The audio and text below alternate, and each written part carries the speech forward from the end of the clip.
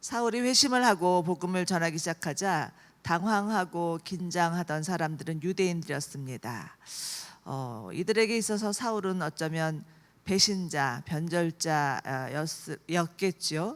자신들과 함께 유대교에 열심이던 자가 하루아침에 돌변하여서 회당을 찾아다니면서 복음을 전하니 이들에게는 예수하러 온 일이 아니었을 것입니다. 어쩌면 자신들의 기반이 흔들릴 수도 있다라는 생각까지도 하면서 분노할 수 있었겠죠. 23절 보시면 여러 날이 지난 후에 유대 사람들은 사울을 죽이려는 음모를 꾸몄습니다 라고 말씀합니다. 여기서 여러 날이란 사울이 다메섹에서 복음을 전하다가 아라비아로 가서 머문 후에 다시 다메섹으로 돌아와서 복음을 전하였던 기간이라고 볼 수 있습니다. 갈라디아서 1장에서도 바울이 이런 고백을 하죠. 나보다 먼저 사도가 된 사람들을 만나려고 예루살렘으로 올라가지 아니하고 곧장 아라비아로 갔다가 다시 다메섹으로 되돌아갔노라. 사울에게 있어서 아라비아의 시간은 하나님과의 특별한 시간이었을 것입니다. 아마도 그는 하나님과 독대하는 시간을 보내면서 자신을 향한 하나님의 부르심, 또 자신의 소명을 확인하는 시간이 아니었을까 싶습니다. 고린도후서 12장을 보면 자신이 셋째 하늘에 이끌려 갔었노라고, 그리고 하나님으로부터 받은 계시가 지극히 크다고 말하는 구절이 나옵니다.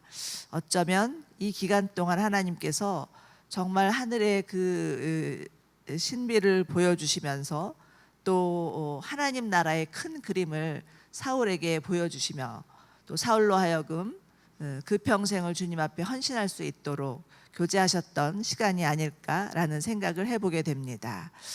그러나 이를 알 길이 없는 유대인들은 사울을 죽이려는 음모를 꾸미죠.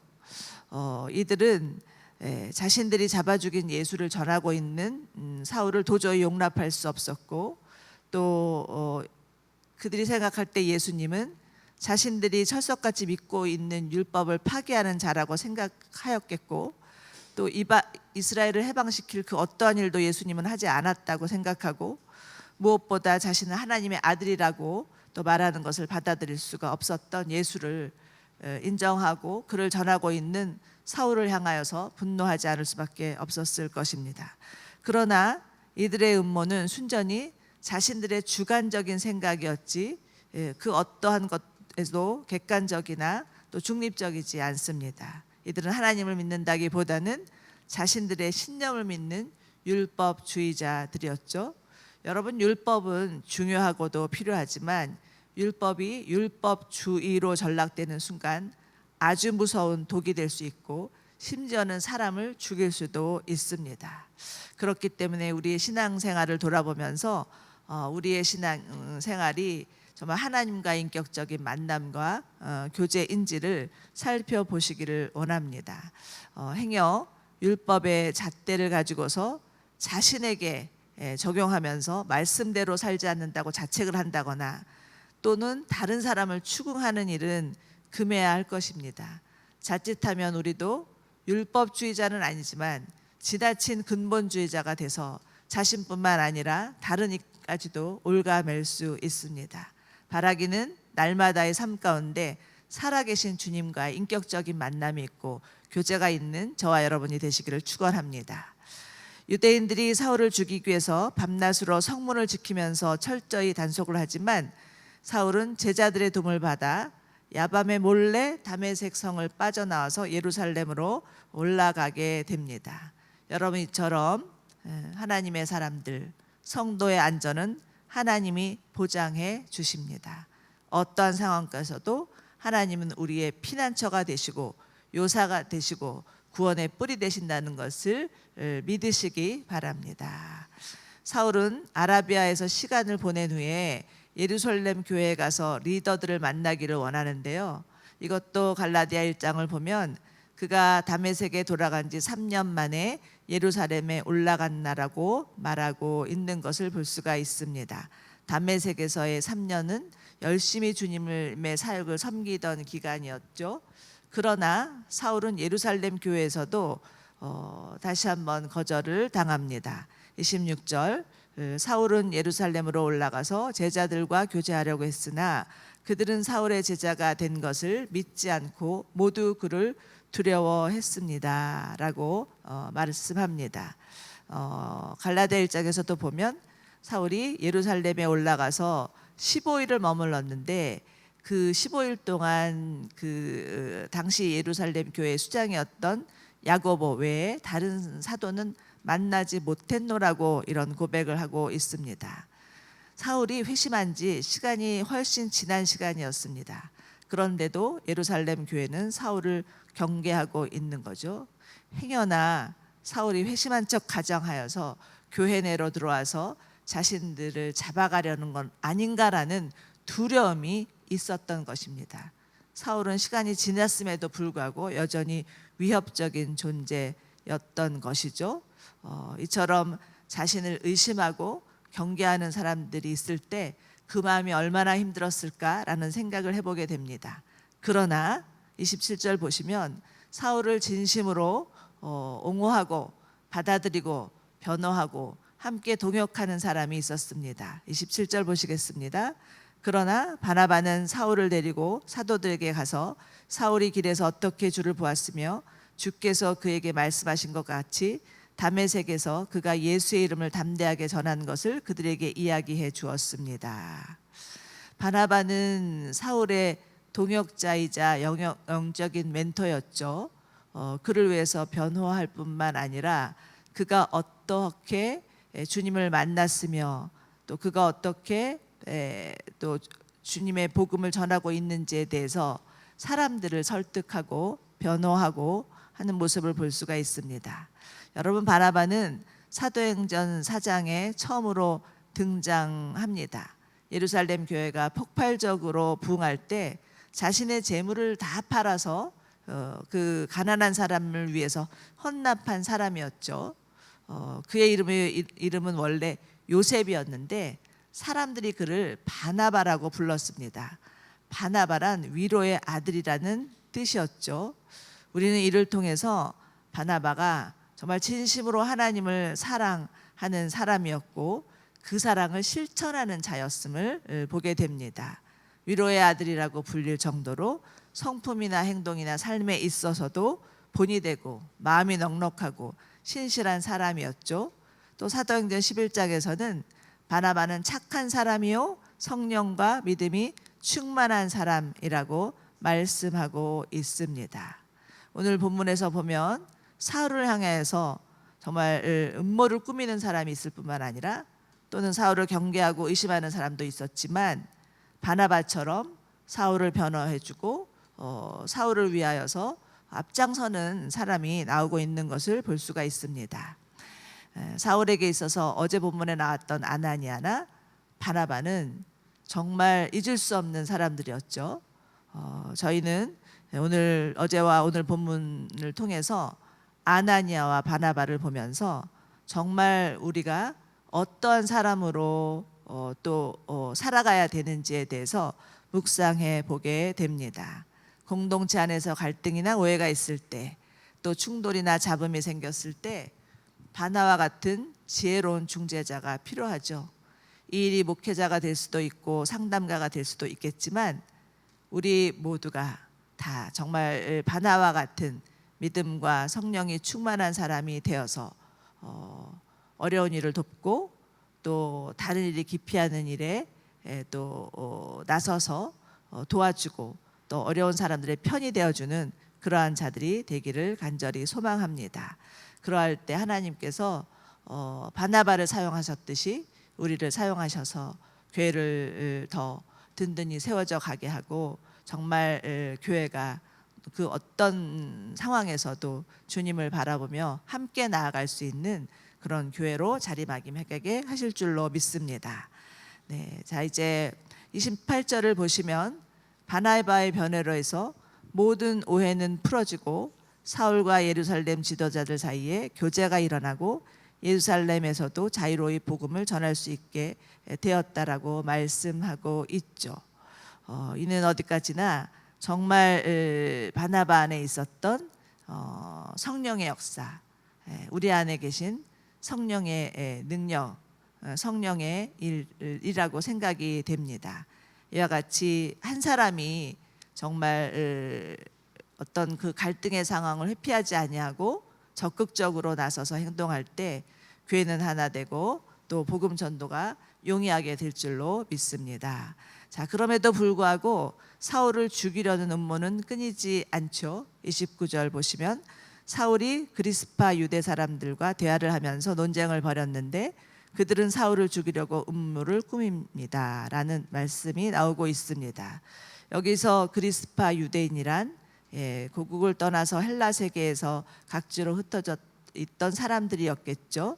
그러나 그들이 또 예루살렘에도 살고 있었습니다. 이들 또한 율법주의자들이죠. 아마도 사울이 이들과 한 논쟁은 이신칭의의 논쟁이었을 것이라 생각됩니다.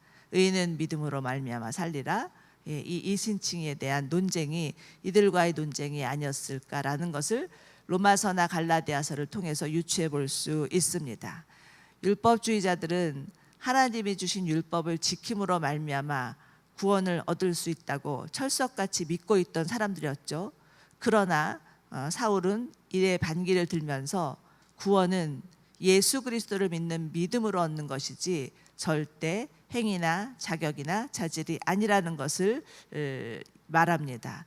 이것이 이들에게는 받아들여질 수가 없었던 것이죠. 더구나 예수 그리스도를 믿는 믿음으로 구원함을 얻는다는 것은 더욱더 받아들일 수 없는 일이었습니다. 이들 안에는 끊임없이 이 사울을 죽이려고 하는 음모가 일어나고 실질적으로 이들은 행동하면서 사울이 어디를 가든지 복음을 전하는 곳에라면 어디를 가든지 따라다니면서 죽이려고 하는 모습들이 보입니다. 그래서 사울이 이런 고백을 하죠. 내가 정말 추위와 또 죽음의 위협과 많은 사람들이 나를 죽이려고 매장하고 태장하고 어려운 그런 고난과 보비를 넘겼지만 그럼에도 불구하고 나는 주의 복음을 전하는 것을 포기하지 않았노라고 그렇게 말하는 것을 볼 수가 있습니다. 사도 바울 그 하나님을 만났기에 하나님이 누구신지를 알고 예수 그리스도가 누군지를 알았기에 영혼을 향한 구령의 열정이 그치지 않았던 것이죠. 자, 30절을 보시면 형제들이 이 사실을 알고는 사울을 보호하여 가이사랴로 데리고 내려갔다가 다시 다소로 보내는 장면이 나옵니다. 자, 여기서도 형제들이라는 단어에 주목해 보십시오. 어느새 예루살렘 교회가 사울을 형제로 받아들이고 있습니다. 그들도 또 그들이 사울이 형제가 되었음을 인정하는 대목이죠. 여러분, 우리 성도는 그리스도 예수 안에서 한 가족입니다. 가족이란 어떤 존재입니까? 어떤 상황에서도 늘 그 자리에 있어주는 자가 가족이 아닐까요? 조금 자신의 마음에 맞지 않는다고 해서 떠나버리고 나와 생각이 다른다고 해서 내쳐버린다면 가족이라 할 수 없겠습니다. 행여 나와는 다른 생각과 마음을 가졌다 할지라도 복음이 분명하다면, 복음이 일치된다면 우리가 그리스도 예수 안에서 한 가족임을 인정하고 주님과 함께 걸어갈 수 있기를 간절히 소망합니다. 하나님은 정말 가족 공동체인 교회를 통하여서 하나님 나라를 이 땅 가운데 편만히 펼쳐 주실 것을 믿습니다. 자, 이제 마지막 구절 보죠. 마지막 구절에서는 이렇게 해서 유대와 갈릴리아와 사마리아의 온 교회가 든든히 서가며 평안을 누리게 됐습니다. 그리고 교회는 주를 두려워하고 성령의 위로를 받으면서 그 수가 점점 늘어났노라고 말씀하고 있습니다. 여러분, 당시 시대 상황은 절대 만만치 않은 상황이었습니다. 유대 교들로부터 너무나 많은 핍박이 있었고요. 예수를 믿는다는 이유 때문에 뿔뿔이 흩어져야만 됐고요. 여러 가지 많은 어려움을 당했던 때가 바로 그 당시의 상황이었습니다. 그러나 오늘 말씀은 보면 교회가 점점 든든히 서가며 평안을 누리게 되었다라고 말씀하고 있죠. 여러분, 이 평안에 동그라미를 쳐보십시오. 이 평안은 우리가 생각하는 편안이나 평화가 아닙니다. 이 평안은 하나님이 주시는 하늘로부터 부어지는 샬롬이죠. 여러분, 샬롬은 이 상황, 우리가 살고 있는 지금 이 상황이 조금 더 편안해진다고 해서 누릴 수 있는 것도 아니고요. 그리고 이 세상에 알 수도 없고 줄 수도 없는 평안입니다. 하나님께서 우리 가운데 상황과는 상관없이 주시는 평안이 하나님의 평안이라는 거죠.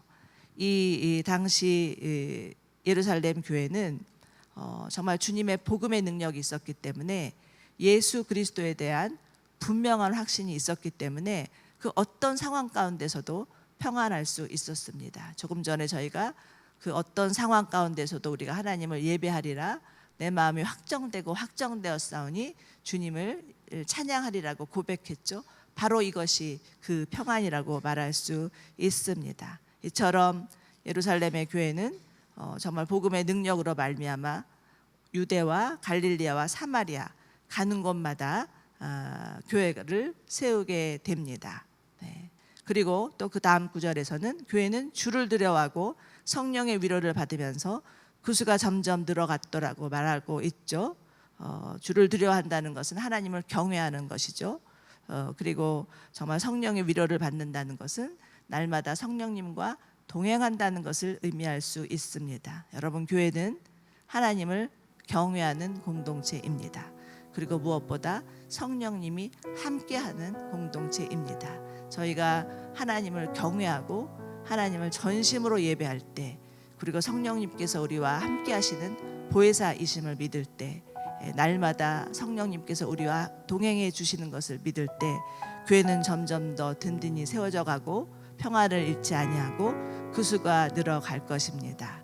요즘 이제 코로나 팬데믹이 지나면서 점점 또 교회로 복귀하는 성도님들이 늘어나고는 있지만 여전히 아직도 많은 교회가 고전을 면치 못하고 있습니다. 바라기는 저희 안에 정말 주님께서 주시는 복음의 능력으로 말미암아 다시 한번 교회가 불일 듯 일어나고 교회 안에 주님이 주시는 평안으로 가득하고 하나님을 경외하는 예배가 일어나고 그로 인하여서 성령님이 우리와 동행하심을 믿는 자들이 늘어나면서 이 땅 가운데 있는 교회, 또 전 세계에 있는 교회, 남양주 온누리 교회가 부흥을 경험할 수 있기를 간절히 소망합니다.